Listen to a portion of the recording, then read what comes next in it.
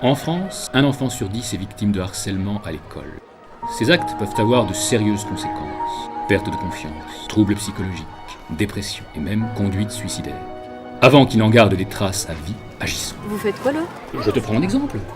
Pour illustrer en images le harcèlement, les violences au collège. Super l'exemple. Qu'est-ce que vous voulez montrer ? Qu'il faut rester dans son coin et pas en parler ? Tu proposerais quoi, toi ? Je sais pas, moi. Prenez Mathilde, elle est dans ma classe. Peut-être qu'elle, elle saura vous expliquer comment c'est de subir des moqueries répétées.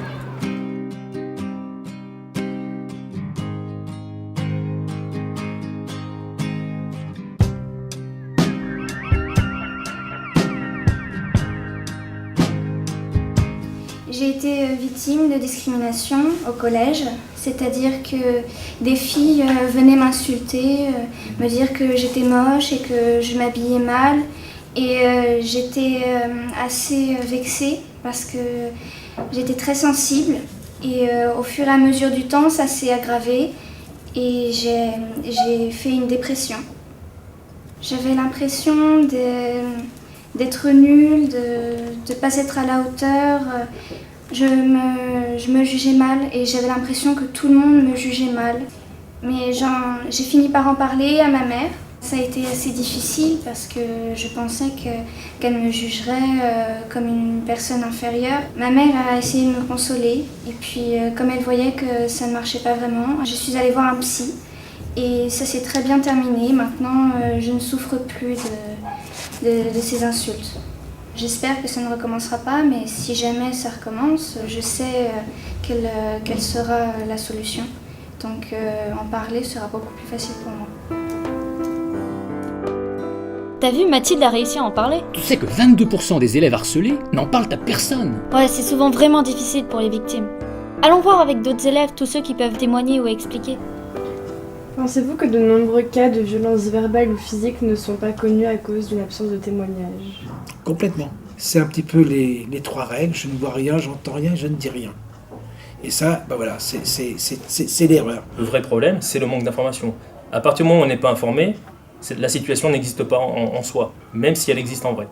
La parole, souvent, ils l'ont pas spontanément, les enfants, enfin les élèves. Il y a des choses qui interpellent, forcément, dans le harcèlement. Alors c'est par exemple l'élève qui va venir régulièrement, qui se plaint de maux de ventre, de maux de tête, des symptômes qui ne veulent rien dire en soi parce que un mal de ventre, ça peut avoir plusieurs raisons. Un mal de ventre, ça peut être digestif, ça peut être un problème de règles. Mais quand je vois arriver régulièrement, là, je m'interroge. Et j'essaie d'amorcer effectivement là une discussion. Et quelquefois, j'ai un mur en face de moi. J'ai un enfant qui a envie de me dire les choses, mais qui ne peut pas. Comment est-ce que vous incitez les élèves à parler de leurs souffrances liées à des violences verbales ou physiques ? Si c'est la victime, la première chose à faire, c'est la rassurer. Puisque la première crainte de la victime, c'est la peur des représailles. Donc effectivement, on explique déjà comment on peut éviter ces représailles, et ensuite on rassure la victime du fait qu'elle n'ait pas à avoir peur de parler. Si c'est un témoin, le vrai problème c'est la sensibilisation. Pourquoi ? Parce que le témoin, très souvent, ne se sent pas concerné en fait. Donc préfère éviter les problèmes, et donc préfère ne pas parler. Ce qui est intéressant à voir, c'est quoi ? Le témoin, il peut être avec le harceleur. C'est ça. Le témoin, le harceleur, ils sont sur la même ligne. Pour qu'il y ait du harcèlement, il faut que ça dure. Pour que ça dure, alors que tout le monde est au courant, il faut que personne ne le dénonce. Donc ça veut dire quoi ? Ça veut dire que les témoins, ils sont complices du harceleur. Le vrai discours des témoins, c'est ça en fait, en général. C'est de dire ça ne me concerne pas, je ne m'en occupe pas. À partir du moment où vous voyez un fait de violence, vous êtes concerné. Il ne faut pas hésiter à en parler.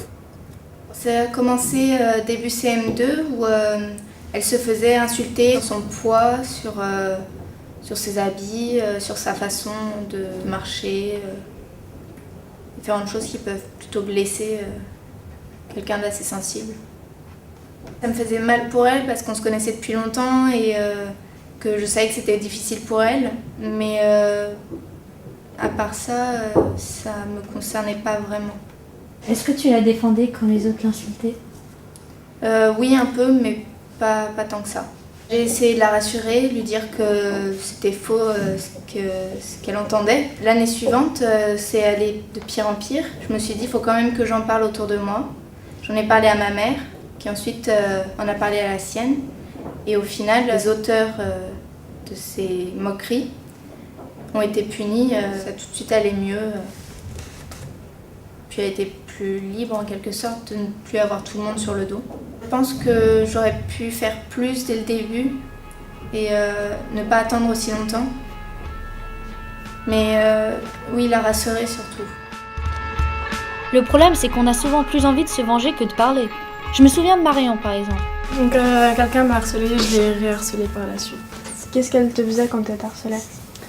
Parfois je recevais des SMS d'insultes violentes, des messages sur mon répondeur avec des insultes. Elle me ridiculisait devant tout le monde. Et ça a duré combien de temps? 1 an. Je me suis beaucoup renfermée parce qu'en même temps mes parents ils ont divorcé, donc c'était un peu dur d'en parler. Il y avait beaucoup de haine parce que presque qu'elle m'avait fait, elle m'avait laissé tomber pendant 1 année, j'en pouvais plus en fait. Donc par exemple j'en pleurais le soir et tout, je voulais plus aller au collège. Et donc je voulais qu'elle ressente la même chose que moi, ce qu'elle m'avait fait. Donc. Si t'as déjà été harcelée avant, tu sais ce que ça fait d'être harcelée? Oui, donc je recommencerai pas en tout cas parce que c'est horrible en fait. J'ai même entendu parler d'un groupe de potes de 5e. L'année dernière, ils se harcelaient entre eux.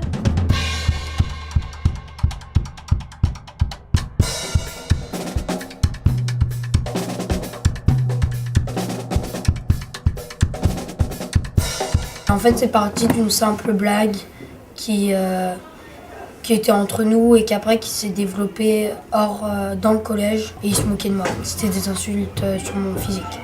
J'ai appris qui c'était et j'ai voulu lui faire la même chose. J'avais appris que c'était Adrien. Je suis pas d'accord. Moi, je faisais partie du groupe qui faisait la petite blague entre copains, mais je suis pas d'accord parce que je pense que c'est 2 autres personnes. On m'a dit que c'était Adrien et tout ça, et donc aussi je l'ai cru. Ça aussi je le regrette parce que dans un collège, il ne faut pas croire tout ce qu'on dit. Je regrette de l'avoir reproduit sur Adrien. Il a commencé tout seul, puis ça a commencé en groupe. On me disait tu pues, va te laver, pourquoi tu prends pas de douche. J'ai arrêté de les harceler, donc je voyais pas pourquoi eux ils devraient me harceler. Et voilà. J'aurais pas pensé que ça irait aussi loin. J'ai jamais dit pour être méchant. C'est juste un peu pour rigoler, mais jamais pour être méchant. C'est-à-dire que toi aussi, tu étais amené à dire des insultes? Non, quand même pas les insulter, mais leur dire gentiment. Après, tout le monde était un peu dans le truc. Je savais qu'il fallait en parler, mais je savais pas trop en parler à qui parce que... Et puis je savais pas si lui il voulait en parler à tout le monde. J'ai été voir la personne les personnes qui ont harcelé Antonin. Je leur ai parlé, mais ça avait pas l'air de les avoir choqués plus que ça. Bah moi ça me choque, pas vous? Oui, mais il faudrait peut-être leur expliquer au harceleur. Un harceleur, c'est une personne qui va dire non. Alors pour 2 raisons. Elle peut être très sincère. C'est-à-dire que dans son jeu d'harceleur, elle peut le faire sans s'apercevoir réellement de la difficulté, du danger qu'elle met en place auprès d'autrui. Et puis il y a celui qui fait sciemment. Lui, il est carrément conscient de ce qu'il fait. Bien sûr, comme tout coupable, ils sont tous innocents. Donc c'est là où intervient M. Bouleg, où nous intervenons. Celui qui l'a fait inconsciemment, on va essayer de lui faire prendre conscience de ce qu'il a fait. Le plus dur, c'est pour ceux qui font ça consciemment, donc qui en général manquent d'empathie. Et là, tout le travail, ce sera de faire qu'ils aient de l'empathie, notamment en expliquant par exemple que chaque année en France, au moins un élève, voire plusieurs, se suicide à cause du harcèlement. Le but, c'est justement de sensibiliser les élèves à parler pour éviter dès le départ qu'il y ait du harcèlement. D'où l'importance par rapport à ce que vient M. Bouleg, d'où l'importance de mise en place d'actions préventives. Ah bah ouais, ça me fait penser à Antonin. Je m'appelle Antonin Roche, je suis en 5e B dans le collège Pasteur. Et on est allé voir un spectacle. Ensemble aujourd'hui, nous allons voir où commence le harcèlement, comment on le reconnaît et comment faire pour intervenir lorsqu'on est témoin ou spectateur de telle situation. Voilà, c'est tout ce qu'on va voir aujourd'hui à travers notre débat théâtral Trop c'est trop. Vous regardez ces scènes, tranquillement, assis depuis votre place en vous posant une seule et unique question. À la place des personnages, quelle serait votre réaction? Moi je suis intervenue sur une scénette où on trouvait qu'une fille s'habillait pas comme les autres, donc elle était différente et on la harcelait. Qu'est-ce qui t'a incité à monter sur scène? J'ai pensé que les solutions prises par les élèves étaient soit violentes, soit on surenchérissait sur l'attaque de l'harceleur.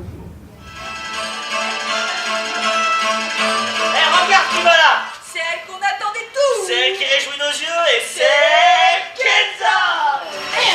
Laissez Blédard tranquille, on y va. Attends, tu crois que je dois faire comme... On s'en fout, oui. J'ai proposé une solution où on évitait les personnes harceleuses et qu'on se confie à un proche. C'est une première étape, mais c'est sûr qu'après il va falloir en parler avec d'autres personnes, ses amis, et puis après avec les parents, les responsables de son établissement. Laisse. Écoute, tant que je suis avec toi, je vais te dire un truc. Bah, je penserai pas à eux et pas à leurs insultes. Merci. T'as réussi à t'entendre? Oui, ça va. Tu voulais vraiment rester avec elle et lui en dire de pas les écouter. Ok. T'as pris plaisir à jouer? Merci beaucoup. Dedans, on peut t'applaudir.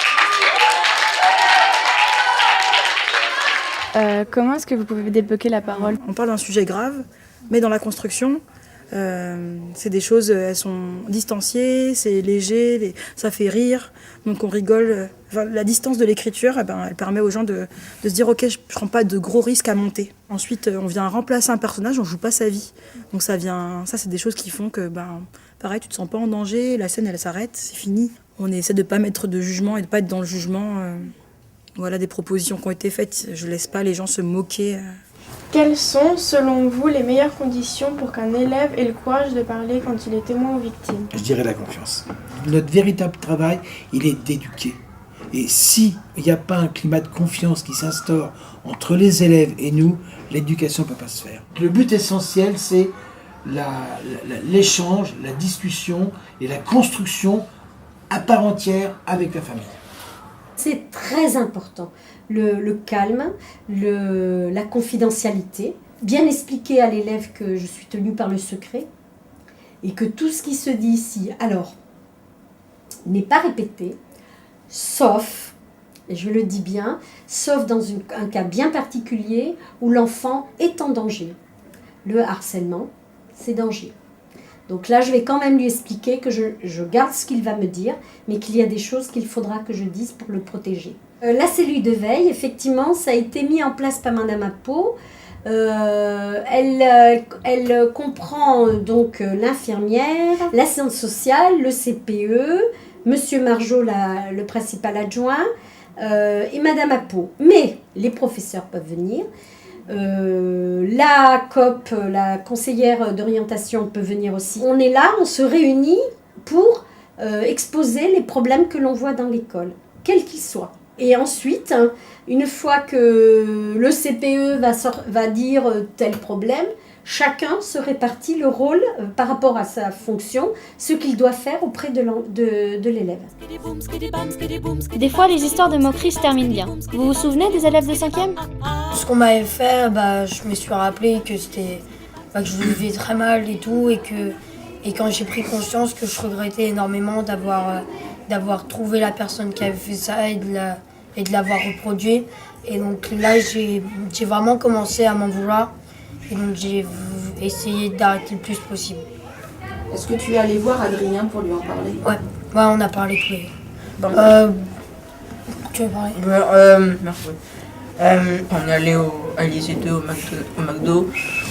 On a parlé, on a discuté, on avait fait. Et là, vous avez pu parler calmement et vous dire franchement les choses? Ah oui, mais on le refait encore parfois. Quand il y a un problème. Ouais, quand il y a un problème, etc. On parle. On a tous les deux encore 2-3 parasites par des gens qui nous insultaient tous les deux, mais beaucoup moins. Et maintenant, on est tous ensemble, du coup, on sait y faire beaucoup mieux face. Finalement, ça vous a presque rapproché, cette histoire? Ouais, moi je pense que oui. Merci.